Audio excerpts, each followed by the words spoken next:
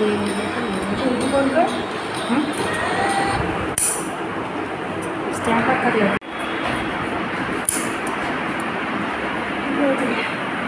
একটুখানি কেটে দেয়।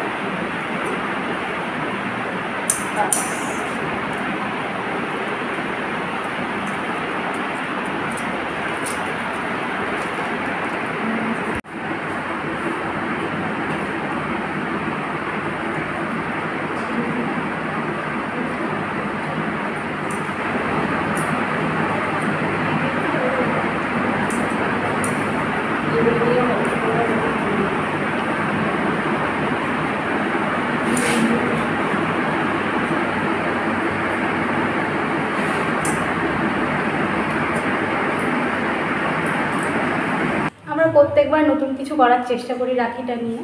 এবার আমরা চেষ্টা করছি ভুট্টার রাখি, কারণ ভুট্টা রাখি আমরা সচরাচর দেখতে পাই না, আর বাজারেও ভুট্টাটা তেমন একটা বিক্রি হয় না আমাদের দিকে।